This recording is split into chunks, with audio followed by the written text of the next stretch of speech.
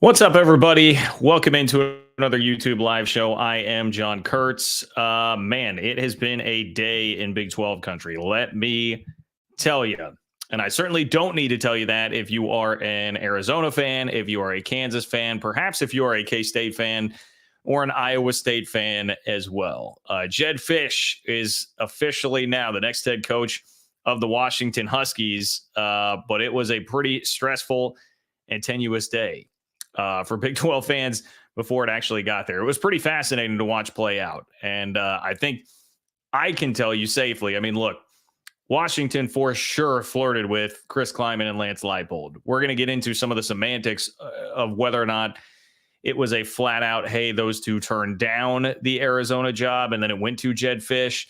Certainly the narrative being pushed through Pete Thamel by Washington is like, hey, we got our guy. This was number one. Jedd Fisch is who we wanted all along.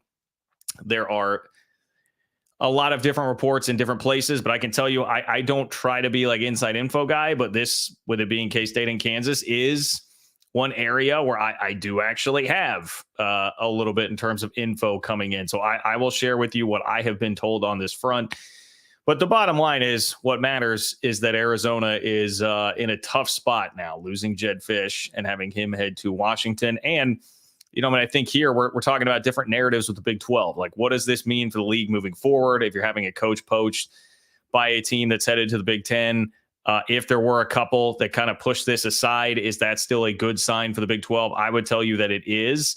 Again, based on what I know, I come away actually kind of, I don't know if impressed is the right word, but encouraged, I guess encouraged by the future of the Big 12 and what it's going to mean for Big 12 coaches moving forward based on how this process played out. Before I go any further, let me make sure I'm going to tweet out a link here. YouTube live time. Let's talk. Washington flirting with 4 Big 12 coaches before landing. Jedd Fisch. Okay. We've got that link out there. Most of the show today, I'll be honest, like most of it is just all the implications of this, recapping the day, what all of it means, everything that I just laid out there. If you guys want to talk some Big 12 basketball, we can certainly do that. I've got the candidates list for Arizona that I've been seeing as far as where they go next. If you have other things that you have on your mind and you want to talk about it, you know the deal. If you've been here before, you can click the $ below the chat box in order to attach a donation to your chat, which makes it a super chat, pins it in a separate column for me. And that is the way that you can get on the show tonight. We have over 100 people in the chat already. I will not be able to keep up with everything going on there. So if you want to be a part of the show tonight, that is how you can do it. It is a way to not only control the content, support the work that I'm doing here on this channel to bring you Big 12 content on a week in, week out basis, but it's also a way to let your voice be heard. So let your voice be heard, control the content, support the work I'm doing to bring you Big 12 content on a week in, week out basis and conference realignment content on a week in, week out basis here on this channel. If you're a realignment fan, I mean, this certainly factors in. Like Washington is moving to the Big 10. They go land a coach from the Big 12. Arizona's moving to the Big 12. Lots of implications here all over the place as far as how this affects the college football world. If you could like the video, I would much appreciate that as well. That's a totally free way to support the channel. All you got to do is one click. Not asking for much, people. Just one click. It would be amazing if you could do that. I would really appreciate it. And if you leave a comment in the comment section of the video underneath, during or after, agree, disagree, let me know what you think. If you're an angry Washington fan that wants to come in here and say, hey, we only zeroed in on one guy the entire time. Look, we'll disagree, but that's fine. Put it in the comments. Let me know because all of that stuff does help with the almighty YouTube algorithm. So I believe that is it. Let's get rolling. Snake is first up. What's up, Snake? Snake. I like this. All the coaching news, and Snake wants to talk about the most shocking Big 12 basketball result of the week, which was UCF beating Kansas right on the heels of being down by 35 at one point in the second half against K-State and losing that game by 25. You know, I just had to point that out. Snake says, is Kansas supposed to be good at basketball or something? Go Knights and charge on. Yeah, if you're UCF, you must be thinking like, hey, this beating Kansas thing is pretty easy. I don't know how everybody struggles with it so much. You know, I mean, nobody seems to ever be able to beat Kansas in the Big 12, but for UCF, it appeared very easy. Now, I guess throughout the context of the game, they were down double digits at one point. So it wasn't always easy throughout the context of that game, but boy, UCF 1-for-1, and that was a hell of an effort, absolute hell of an effort. So congratulations, Snake.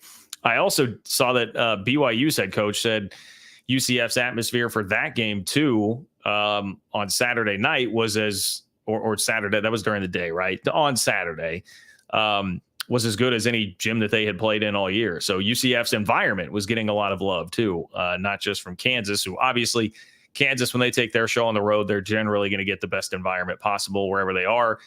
But even BYU said, hey, this was impressive. So lot to be optimistic about, I think, for UCF basketball based on how this week has gone. And Snake, you know that I'm always going to be here for smack talk in general, but especially if you're coming at the Kansas Jayhawks, I mean, that's probably going to earn you a little bit of love here on the show. Now, some of that Kansas fans in basketball, you guys get plenty of love. All right. You need a little bit of a pushback every once in a while. 63-58 was the BYU score, by the way. If you're curious, BYU did win on the road at UCF, but that was a really tight and close game that I had a chance to watch at least a little bit of. I was paying attention to that throughout the day. Carter, couple donations here from Carter. I appreciate you, my friend. Carter says, I think that the Big 12 won today. Even as a K-State guy, Leipold staying in the conference is a good thing. Really feel for the Arizona kids, though. Yeah, overall, it's hard for me. You hit on one of the important topics that I want to discuss at length here. So this may go on for a little while because this was already on the agenda. What it means for the Big 12 as a whole. Lance Leipold staying in the conference is definitely a good thing for the conference. Jedd Fisch leaving the conference, though, is not a very good thing for the conference. I would say this. With Jedd Fisch, he seemed to me to be much more of a flight risk than Chris Klieman or Lance Leipold, being a guy that if you just look at his career, he's been all over the NFL. He's been all over major college jobs. So he always struck me as a guy that was not as likely to just be super loyal to one place. And honestly, some of it was I thought like Fisch may jump to the NFL at some point in time, especially as we hear all of the complaining from coaches and people speculating about coaches wanting to leave college football right now because of how crazy it is with NIL and the transfer portal and all the different changes in the sport. So I figured there'd be that. I mean, the Florida job, he's a Florida alum. That Florida job is probably going to be open next year. I do not see Billy Napier turning that thing around. So there was a lot of reason to believe that Fisch probably wouldn't be there at Arizona long term. So if you look at it that way, you got rid of a guy who was probably going to leave anyway. So I think if you wanted to make that case, I could understand making that case and saying like, hey, that's a win for the Big 12. Let me just tell you, like, I am the thing that I am most certain in saying here is that Washington absolutely reached out to Chris Klieman. Chris Klieman, I believe, could have had the Washington job had he wanted it. And obviously a lot of people have seen this now, but the word on the street that was going around was that it was an $8 million a year offer for Chris Klieman. Well, we find out now that Jedd Fisch contract is $7.75 million per year. So, I mean, that seems to be pretty spot on and lend some credence to those who were saying that. Lance Leipold's name became red hot and like the focus of the search for like 2 hours. What was that? Late morning, early afternoon today. Football Scoop, I believe, reported that Lance Leipold was offered the job. I forgot I was going to double check that. I'll see if I can do that on the fly here. And because Football Scoop, and I know some of you might be looking around like, Football Scoop, whatever. Football Scoop is really, really good when it comes to coaching stuff. Like they are very well connected in that coaching world. Updated Lance Leipold. Lance Leipold has emerged as a candidate at Washington. Leipold is at the epicenter of Troy Dannon's Washington.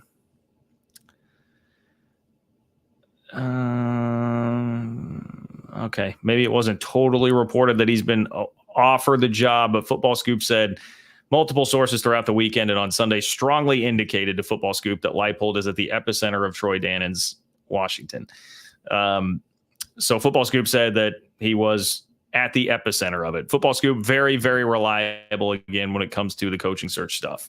I can tell you just from me personally being someone that was on the K-State beat for 10 years and still, very heavily involved with the work that I'm doing here, it was definitely said to me, and many in the K-State beat, that Chris Klieman definitely had a chance at this thing if he wanted it. So I guess it will come down to semantics as to how you're going to perceive all of that, because it's really funny. And this is the way that all these jobs get reported now. Like, it's getting very bad. Alabama, it was, you saw Sark announce he was staying, Norvell announced he was staying, Dan Lanning announced he was staying.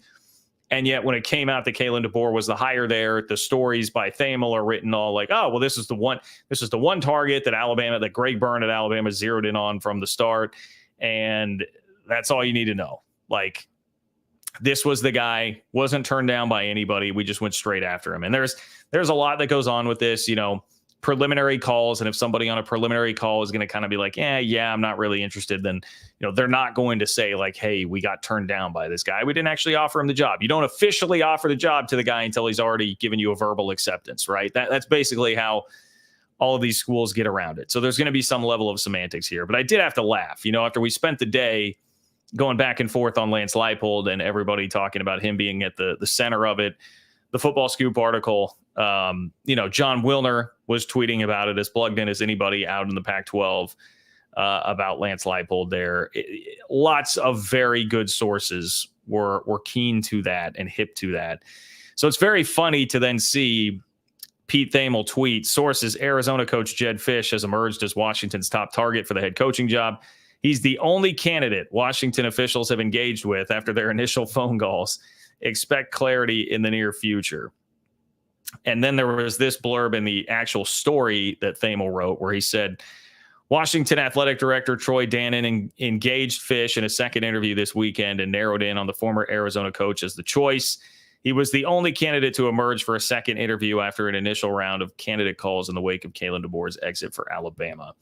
I mean, it sure doesn't seem like that based on all of the other smoke that was out there. And again, based on things that I can just relay to you because this had a K-State hook involved here. So I think it is a positive thing that I go back to last summer, Andy Staples, who I do like. I like Andy Staples at On3, but he was heavily suggesting that at that time, this was right in the wake of the Pat Fitzgerald scandal. So he was suggesting that Northwestern would be a school to watch out for when it came to like Lance Leipold and Chris Klieman, that the Kansas coaches would be able to be poached away by Northwestern because we know the narrative, Power 2 and the money that the Power 2 has, more specifically there, that those coaches would go. And now you've got them brushing aside Washington.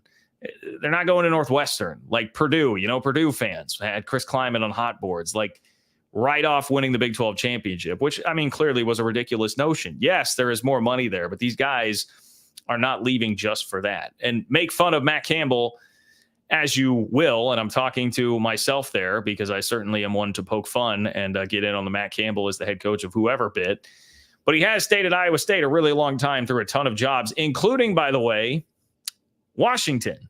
Now, I don't have personal knowledge of this, but one thing that is out there from many is that Matt Campbell was offered the Washington job last time around when Kalin DeBoer got it and did not take it. So ironically, that comes back to Washington again. You've had all three of these guys that seem to be up for every single job that ever opens. Matt Campbell, Chris Klieman, Lance Leipold, all turning down Washington, a very good job. And this now for Leipold and Klieman would be the Big Ten version of Washington. So that to me is a very positive sign. You lost the guy that has more of a job jumping sort of background and pedigree. And I'm not even saying that as like a negative to Jedd Fisch. I know there's a lot of frustration with Arizona folks right now. And I saw like Jason Shear talking about the team meeting not going very well for him and being very short and players being upset and all of that, which I very much feel for them. And I get all of that. And I was with all of them saying like, hey, this doesn't seem to make a ton of sense when NFL jobs could be there. You're about to have a huge year, theoretically, with a great team coming back. And then the Florida job may be open too. Washington didn't make as much sense for Fisch, but he did take the job. And this is kind of what his background to me would suggest. So, yes, I guess to come back to Carter's point here, I do think there's an angle where you can say the Big 12 won with this. At a certain point, it came down to like the Big 12 was probably going to lose a coach because Washington had zeroed in on like all four of those guys being legitimate, very legitimate possibilities. And when we found out that Ryan Grubb was not going to get it, when he put out his little message basically saying like, hey guys, I tried, I wanted the job, I didn't get it. They didn't go internal candidate. You kind of knew you were going to lose somebody, and you lost who I would say on the outside appeared to be the least loyal to the situation that he was actually in. So yeah, I would tell you that it continues to reinforce to me this power 2 narrative is a little silly, and it's really more like a power 10 to 15. The very, very tippy top brands of the sport have huge advantages over everybody else. And then it's kind of just, everybody else is in that same boat. I'll use Missouri as an example again. Not only did they lose Blake Baker, their defensive coordinator, to LSU, they just lost another high profile assistant coach, I believe the defensive line coach, to LSU there, who is going to follow him. I mean, Mizzou's paying Eli Drinkwitz $9 million a year. They've got the money. They're throwing the money out there. They've got it to go around in spades. They just NIL'd the hell out of their roster for this upcoming year. And yet still they lost 2 coaches to LSU because LSU is LSU, I mean, that's what it is. Like, there are the power brands in the sport. And if you're not one of those, even if you are in the Big Ten or the SEC and you're one of these teams that's just kind of dragging on and hanging on to the prowess of the top brands in those conferences, you're still not really on equal footing with all of them. And to me, this search does play a role in continuing to underscore that point. It played out, honestly. If you watched the video the other day, I kind of thought like, hey, this is a job that I think would get a little bit of interest, certainly an ear from a Lance Leipold or a Chris Klieman, but I did not expect either one to go. And that's basically exactly how it played out. Washington's a good enough job, especially going into the Big Ten, that you listen, but not one that they would actually jump at and take. So, and I don't know, this is a little more speculative, but reading the tea leaves sort of thing. The word on the street would be that if there are jobs that would really interest either one of those guys, Michigan would be one for Leipold, and Iowa would be the one for Chris Klieman. Klieman is from Iowa. And that is one that if it came open as a K-State fan, I would certainly be concerned about that. Washington, I thought it's a little less high profile, a little less, unlike a Bama or Texas sort of thing where the boosters are going to be crazy. It's a little more, you're just not quite as in the spotlight out there, but yet still a good job with Big Ten resources and all that. But I did not think either one would ultimately pull the trigger, and they did not. I will say here, feel very, very badly for Arizona fans because, man, that was set up to be an incredible year next year for Arizona. I told you, to me, they were definitively the Big 12 favorite. I thought there were 6 or 7 teams that could be in that discussion, but Arizona would be a step above because of the talent they had at quarterback and running back, particularly Fafita at quarterback. Or quarterback and receiver. Did I say running back? Quarterback and receiver. The quarterback-receiver combo with Jedd Fisch, obviously a guy who knows how to coordinate an offense, and 18 to 22 starters back. Like, they had it all set up, man. He had the huge bowl win, lots of momentum going into the offseason, having to fend off a lot of people in the portal, tampering stuff, wanting to throw huge money at their big players. And they did it successfully, and they were ready to roll. And you got late into this coaching carousel. Nobody expected Saban to jump. Nobody expected the carousel to kick back in the way that it did right now. You were maybe waiting for Harbaugh to do that, but it was certainly not expected to come from Saban, and it did. And that is just a brutal beat. Like, the business of college football is very much in a brutal place right now because of that portal. Like, it just feels like you're being wrecked when you're this late in the game and all of a sudden these guys all have 30 days to go wherever they want to go. The pressure is on. You've got to make a really fast hire to not be losing guys and be able to give them at least what the alternative is going to be. Like, here's what you could come back to at our school. You got to do that like that, man, or else you're going to get poached in a hurry. And it can just feel like a gutting feeling very, very, very quickly. And it's why you saw both of these searches move at light speed. And now that's what Arizona is going to have to do. And, Arizona is not in the best administrative situation. I know that I don't know the particulars well enough at all to tell you the ins and outs of it and how much, would affect the athletic department. But the athletic department is technically in a hiring freeze, as I understand it, because of a huge budget issue that they've had at the University of Arizona at large, like on the university side. So I just know that things are not in like a perfect position there. And so that can also make this feel a little bit more daunting. And if you go to Washington, To me, it was like Arizona and Washington both got really gutted here, but in kind of different ways, where Washington was just coming off of like the big dream season. It seemed like Arizona was set up for on the precipice of the big dream season. So for Washington, you got that close to the national championship, then you're losing like everybody. And now you've got to go through a 30-day portal thing and have to find a coach. And it just feels like everything could really be crumbling. And then Arizona, you're not going to get potentially the opportunity to run out the season that it was setting up to be. We'll see. Maybe the new guy can keep around Fafita and McMillan and really get to work and let it roll and keep that thing pretty similar to what it looked like it was going to be. But it is very, very much in flux right now. So I absolutely feel for Arizona on that front. I've got a lot more on this. I certainly have a lot more on this. But let me hop back into some of the super chats here. If you want to be a part of the chat tonight, you want to control the content, make your voice be heard, and support the work that I'm doing to bring you Big 12 conference realignment content on a week in, week out basis here on the channel.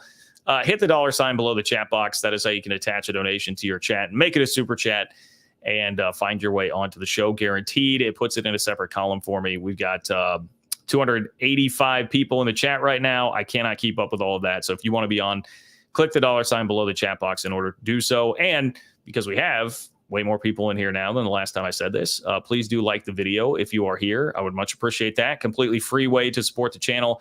So is just leaving a comment underneath the video during or after. That very much helps me as well. Nate's waiting for Nate. Nate. Where's Nate? Sorry. StreamYard is lagging for me and being a little bit slow. So I apologize if I'm weird hitting some of these. Nate, John, do you think the Iowa State men's and women's basketball teams will be ranked tomorrow? Well, I'm gonna level with you, Nate, and say on the women's basketball front, I have no idea. I did just watch the K-State Texas women's basketball game, which is the first full K-State game that I've been able to watch this year. They should be in the top 10 now after beating Texas and are excellent. But I do not have the bandwidth to keep up with anything outside of football and men's basketball. And frankly, hanging on by the skin of my teeth sometimes with all of that, especially during basketball season with how many games are played. Nothing against the sport at all. Definitely not a hater. But I just do not have the bandwidth to follow it all. So I don't know enough about the situation with Iowa State women's basketball. The only thing I know is it's been perplexing how K-State has not been in the top 10, but I think they finally will be there. The men, I would think the men are probably going to be ranked. Took care of business against Oklahoma State, and then obviously had the big win earlier this week against Houston. Which still I think looks very good. I realize Houston lost again to TCU, who, by the way, I think TCU is pretty damn legit with the week that they have had and the start to Big 12 play that they have had. One controversial call at Kansas in Allen Fieldhouse away from being 3-0 and about the most 3-0 or impressive 3-0 start you could have in Big 12 hoops right now. So I do think the men will probably be ranked, and it was a great performance against Houston. Got to introduce them to road games of the Big 12, which I know Houston fans, I also understand. I know that narrative was out there for like a day or two. Maybe it was just a day. Was that Tuesday? And then Kansas was Wednesday. I'm trying to remember how exactly that played out. But, you have this narrative like, Houston can't handle life on the road in the Big 12. And then immediately after that, Kansas goes and loses to UCF. And so they can come back and be like, hey, maybe it's just going to be really tough for everybody on the road in the Big 12 right now. And if you look at the Big 12 standings, you definitely understand that.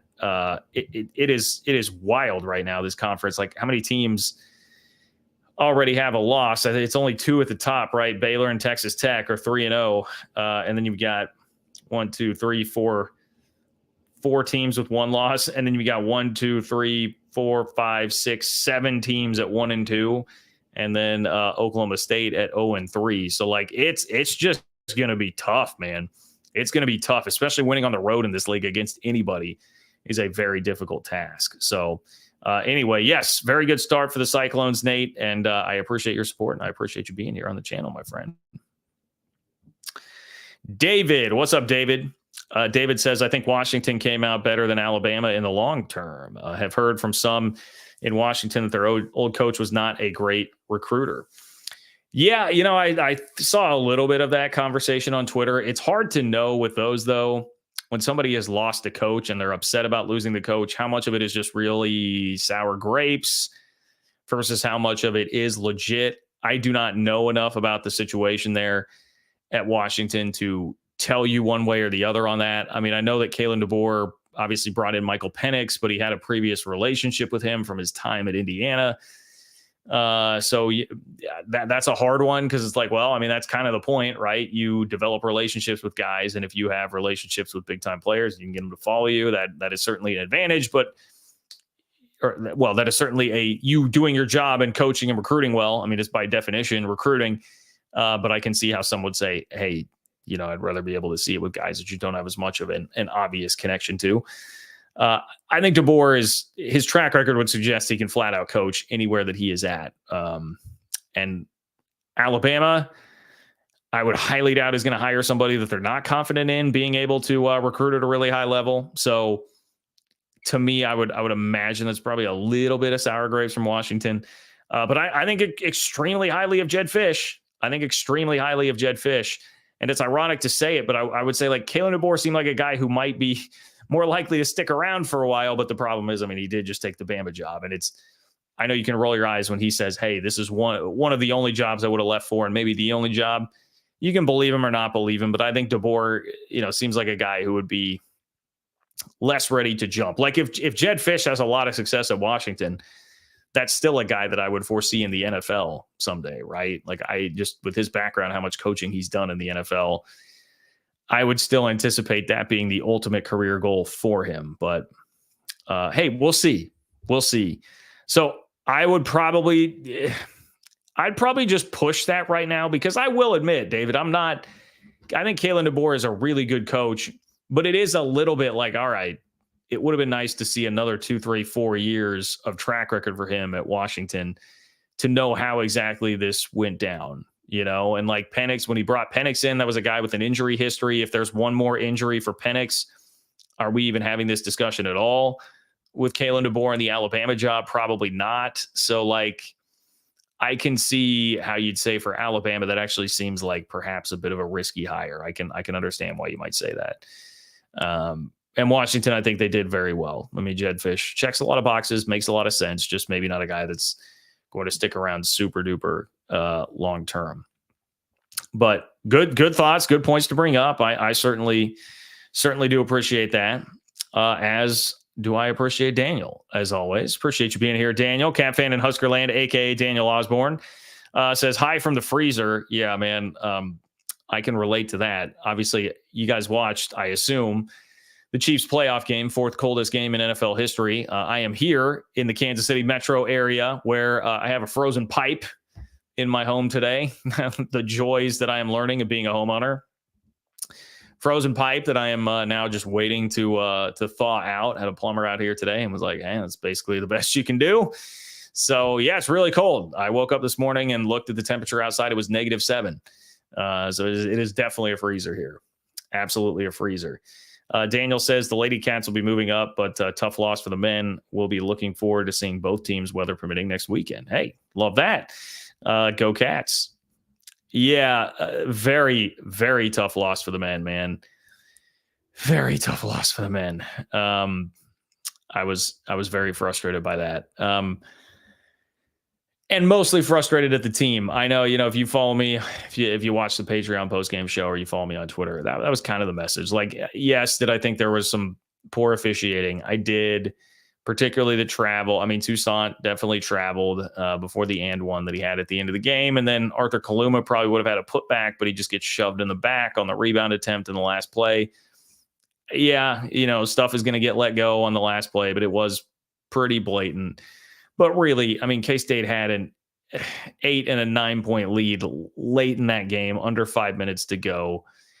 And they just didn't make a play. They gave up an offensive rebound on a free throw. There was a bad frustration foul from Cam Carter that eventually led to that just should have never happened. It should have never been at that stage. It should have never happened. And Tech definitely did show a lot of grit and toughness to fight their way through to that and win a game in which they gave up a 20-0 run at one point. So, Yeah, K-State let one slip away. I definitely feel like they gave that one away, but Texas Tech, you have to give them credit for doing that. So really frustrating in every sense of the word. But I still am, Daniel, very encouraged by how the team is playing, because coming out of the non-con, boy, that last game to Chicago State, they did not look like a team that was going to be very competitive in the Big 12, and they've won 2 games by an average of, what was it, 19 points per game? Yeah, 19 points per game in the 2 wins, and then they should have beaten Texas Tech on the road, which would have been a quad 1 win. So you have to feel pretty good about where they're at as far as how competitive they are right now in the league. But appreciate you checking in, Daniel. I always love the support of the channel. Thank you for being here, my friend, as always. Sorry, going so slow. Congo, what's up, Congo? Congo, do you believe Kalin DeBoer to Alabama in 2024 will be similar to Rich Rod to Michigan in 2007? I don't think it'll be that bad, no. Am I a little bit skeptical of it? Yes. But do I think it will be that bad? No. If I had to guess, I would think Kalin DeBoer is probably like, I don't know. Maybe it looks a little bit like what Brian Kelly has looked like the last couple of years at LSU. I don't think he's going to be winning national championships. I would be very skeptical of that.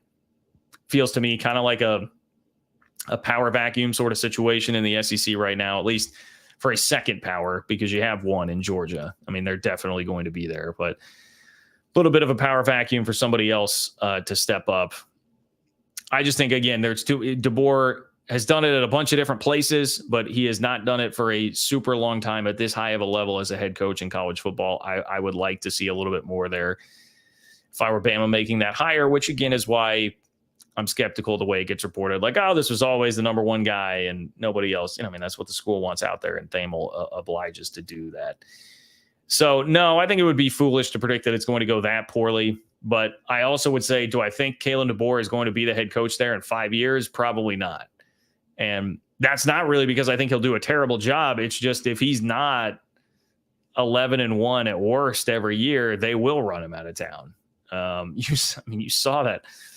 The bizarre pictures that Alabama had posted of the fans all waiting for him when he came there, like behind the fences at the airport, and just the lighting, the way it was shot, it looked like prisoners trying to escape or something. Like really weird vibes with all that, but kind of gives off this like crazy aura with the fans. If that dude is not going 11-1 every year, they'll want to roll him out of town. And I kind of bought into the quote that I saw at one point from someone in the industry in one of those stories that said, like, someone just needs to go in there and get their ass kicked and get fired, to follow Saban. That's just kind of what's going to have to happen.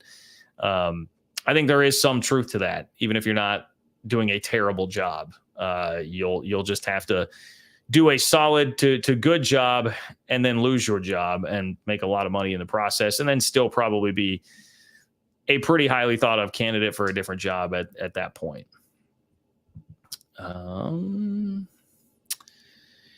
JEH58, gee, that sucks. Signed Jonathan Smith. Yeah, another great point there. Jonathan Smith, a lot of people had talked about him for the Washington job eventually, and he wasn't patient. He jumps on the Michigan State gig and then was not in position to go get that Washington job. Jonathan Smith, obviously of Oregon State fame this past year, would certainly be fascinating to get some truth serum in him and hear what his thoughts were once he saw that job actually came open based on what was going on. Because I would certainly rather be at Washington than I would Michigan State. I mean, I can tell you that much. Michigan State right in the backyard of Michigan and Ohio State. I mean, and Penn State for that matter, programs that are all significantly better than you right now. And, you're inheriting a little bit of a mess. Washington, at least Pacific Northwest, you got the juice of the national title game. It just seems like less of a mess, and you dominate your in-state rival. You don't have those rivals right there just peering down your shoulder. Plus, like the basketball program, I mean, maybe not this year, but the basketball program is pretty fabulous at Michigan State too, and may not always be first fiddle there. So, yep, lesson in patience potentially for Jonathan Smith there. Appreciate you, JEH85. Thank you for being here. David says, can't wait to see who Michigan pulls to replace Jim Harbaugh. That's kind of where we go next. I mean, obviously Arizona and watching what Arizona is going to do, which I imagine that they'll move quickly.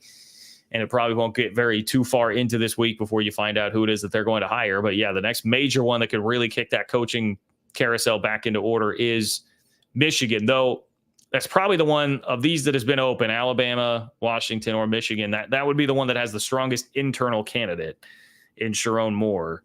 So the strongest candidate to just get the job and halt the cycle there and not let it start going on the carousel too fast for everybody else. And, for anybody that has a highly coveted coach, that's something you'd be thinking right now, like, all right, like if that job just opens, like, please just hire the internal guy, hire Sharon Moore and get it done. But it does seem, I was just reading, was it Albert Breer? It was one of the NFL.com guys. Maybe it was Rappaport. Did a story this weekend where they were saying, like, yeah, the expectation is that Harbaugh is going to start talking to, I think it was the Chargers. And yeah, everything that everybody thinks. Like Harbaugh will probably be entertaining NFL openings, and that is probably where that one is headed. Okay, if you guys have anything else the rest of the way, you want to make your voice be heard, be a part of the show, guarantee that you get on the show tonight, click the $ below the chat box in order to attach a donation to your chat. It will pin it in a separate column for me. And make sure that you get on, as we have almost 300 people in right now. I cannot keep up with everything in the regular chat. So on this main topic today, the Big 12 and head coaches and all the flirtation that went on with Washington before they did wind up with Jedd Fisch as the head coach. It was a hell of a day for Kansas fans. Winds up being a massive day for Kansas fans and K-State fans for that matter, because as I said, I do very much believe that Chris Klieman could have had that Washington job had he wanted it. If you are K-State or Kansas, not only did you keep your coach, but now you've looking at next year, possibly, I don't want to do this to Arizona fans, but possibly significantly weakened the favorite. I would tell you the favorite to win the league next year. So when you're in this tier of teams that is capable of winning the Big 12 next year, which I think both of those teams firmly are, now you just watch the team that was probably, nudged just barely ahead of you lose its head coach, which more importantly means there's a good chance that they would stand to lose the star quarterback, the star wide receiver, and who knows from then, who knows how far down that could go, how much all of that could change. We have no idea really what Arizona is going to look like next year. That's a hell of a turnaround. If you would have talked to Kansas fans at like, God, what would that have been, like 12:30, 1 o'clock, something like that today? Would have been a much different story. They would have been really sweating it out, and you're on the verge of being in that position that I think everybody feels like they're going to be in now if you lose your coach at this stage. Like, dude, now we got to contend with the portal for 30 days. We got a pretty good roster. People are going to be coming in trying to scrape that thing up. If we don't make a coaching hire fast, and if it's not the right one that can rally all these guys that are still here, we will be in a world of hurt very fast.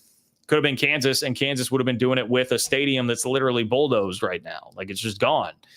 They're already dealing with the mess of trying to figure out what they're going to do, playing games at Arrowhead, and just a lot of transition there. Would not have been an ideal time, not an opportune time to lose a coach for Kansas. And Kansas feels like, by the way, all this talk that we've had about Arizona and their season coming up this next year, looked like a top 15 roster and could be the dream season for them.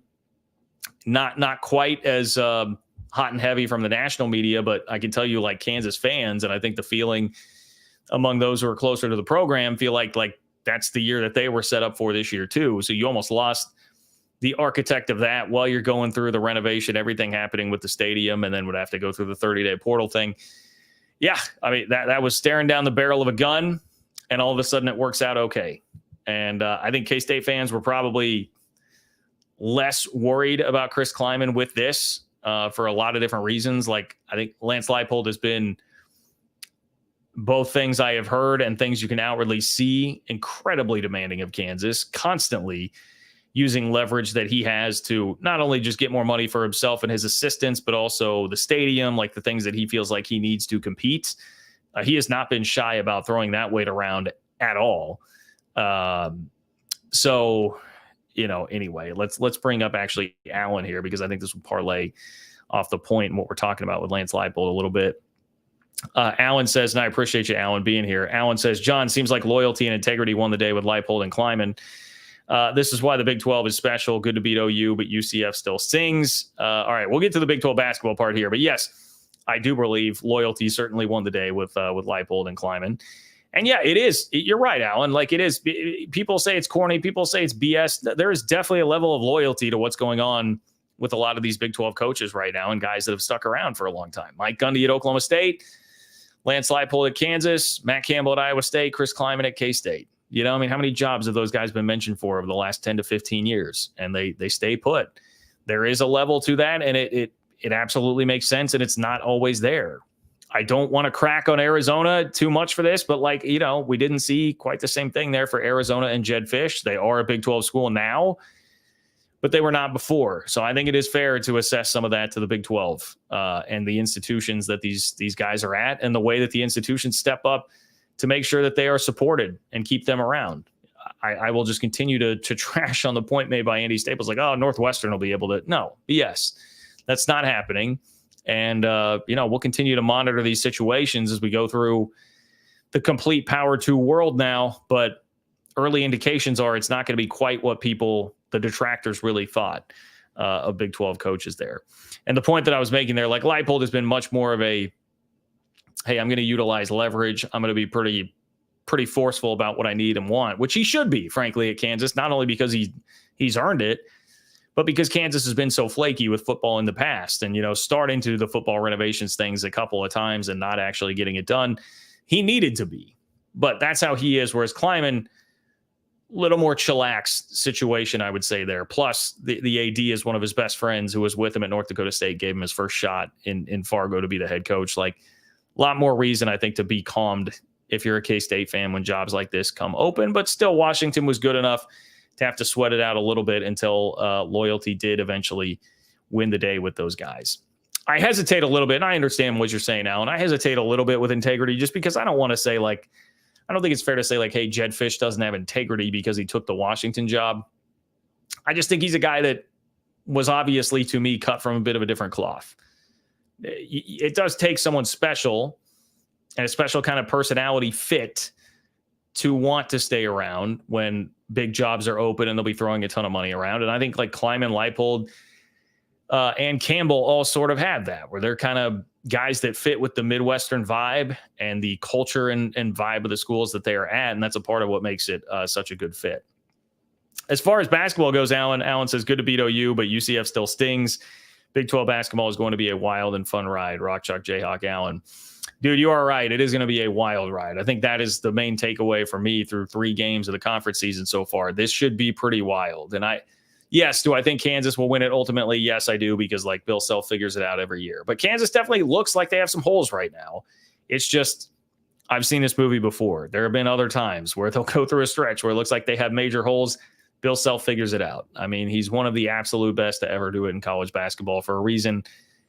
I will not start to say he's not going to figure it out, because the odds are he will. But yeah, that was a pretty dreadful performance at UCF. I'm still not quite sure how that happened. They look pretty good against OU, though. I was paying attention to that. I had the K-State women's game on the main TV and then was watching KU-OU on a secondary screen. They looked pretty good. Oklahoma did too for a while, hanging with them. But no, I thought the Hawks were pretty impressive on Saturday. So they'll figure it out. They will figure it out, Alan. But a huge day for you, Alan. I do sincerely look.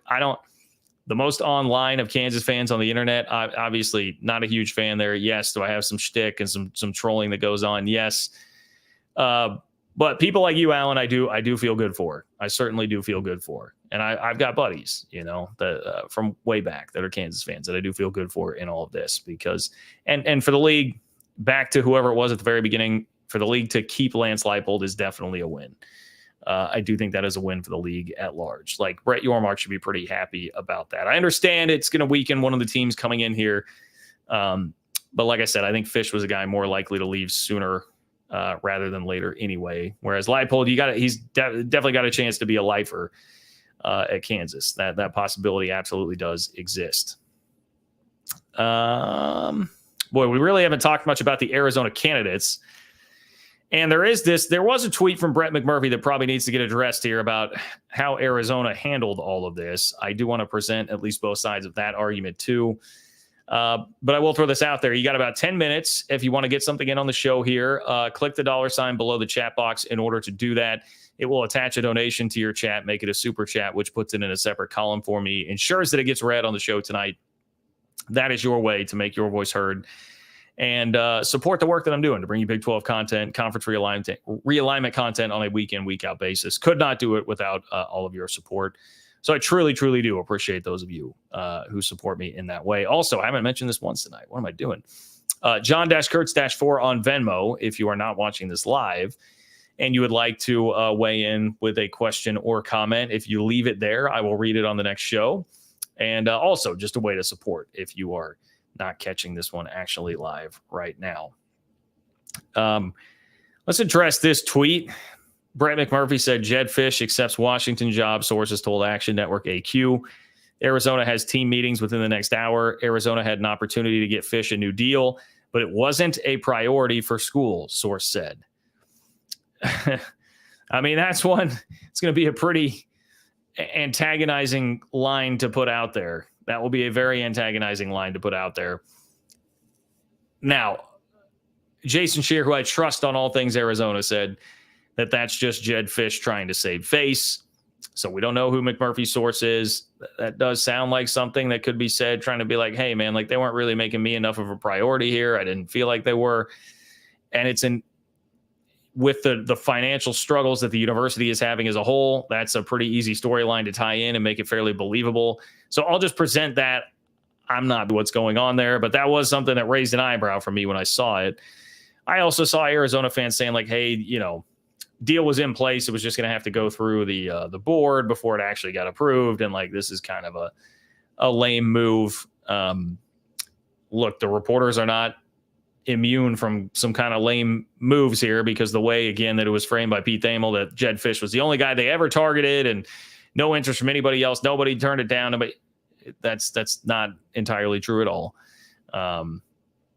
Not entirely true at all.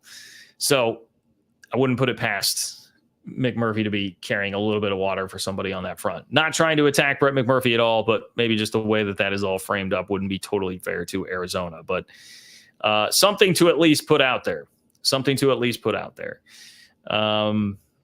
Now, where does Arizona go next? Focusing on the Arizona portion of this, here are the names that we're seeing a lot for Arizona candidates. Barry Odom at UNLV, that is one.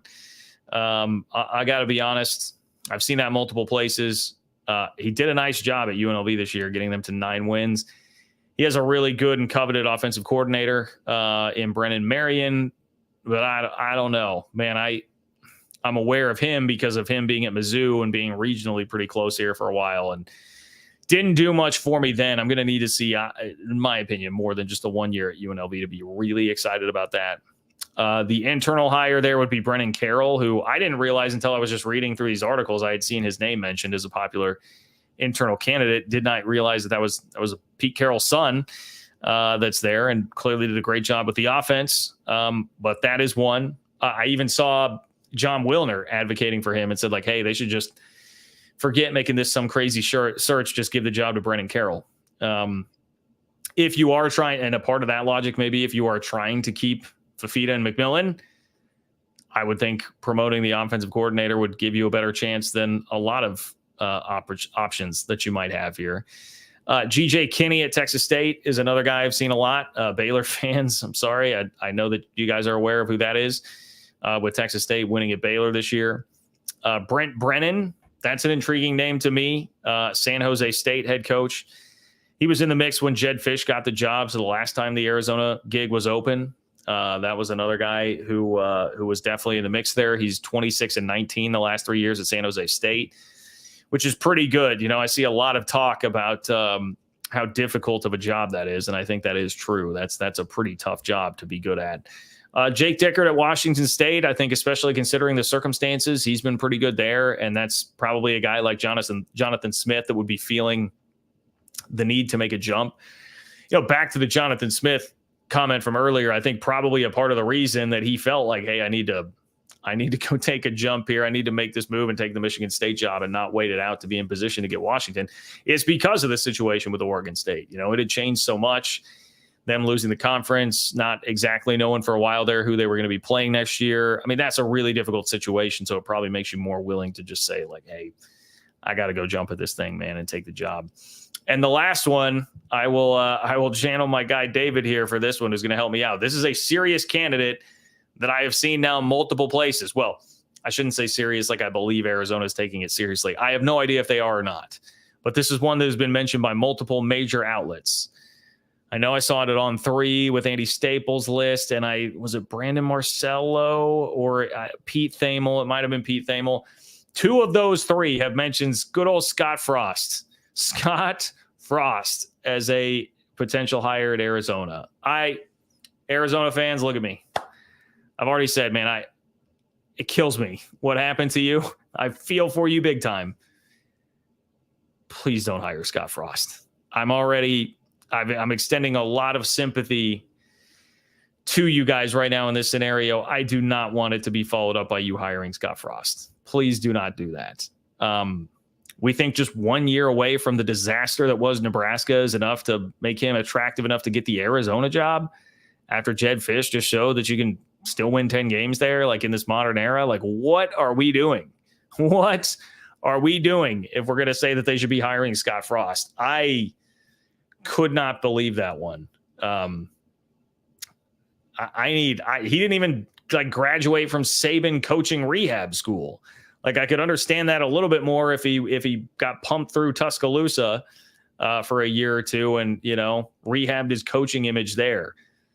I don't know, dude. I don't know how you could trust that. And I feel like that Arizona job has to be more attractive, especially coming into the Big 12 now. I think that Arizona job has to be more attractive in the wake of Jedd Fisch than Scott Frost being the guy.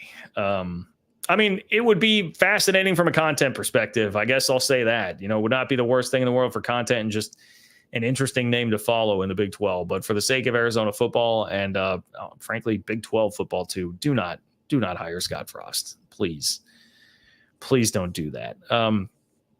I've seen a lot of positive pub. Again, I put a lot of weight into what John Wilner says. He is big on Brennan Carroll. I could understand that. Brennan, to me, seems like a pretty good name there too. And I think Jake Dickert could do pretty well.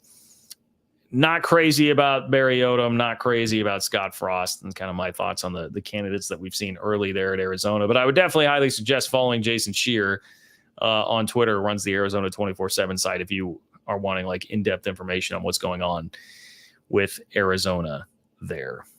Let me scroll through the sheet one more time, man. If you have something right now, is buzzer beater time. If you want to click the $ below the chat box to get something in right now, we'll make it a super chat, attach a donation to your chat, and put it in a separate column.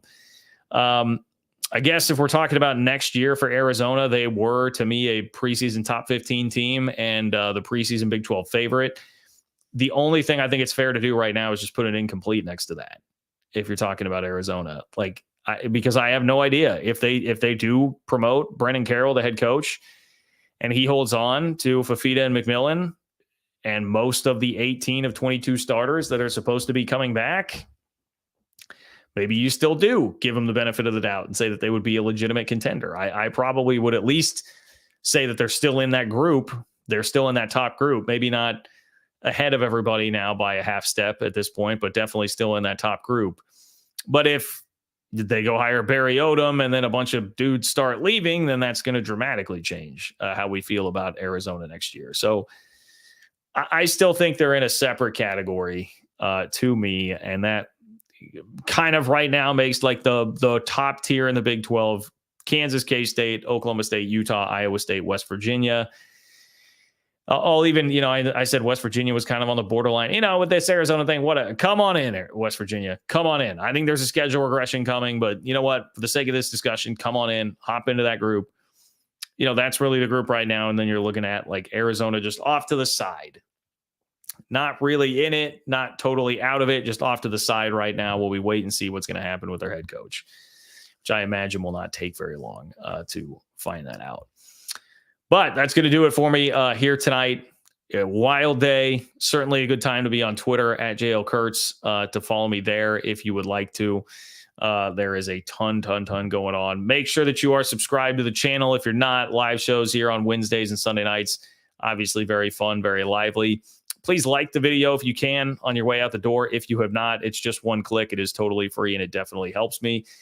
So does leaving a comment. Let me know what you think about the show tonight. Agree, disagree, love me, hate me. All of that is welcome in the comment section of the video underneath. So would totally appreciate if you guys did that as well. And continue to spread the word to your friends and family.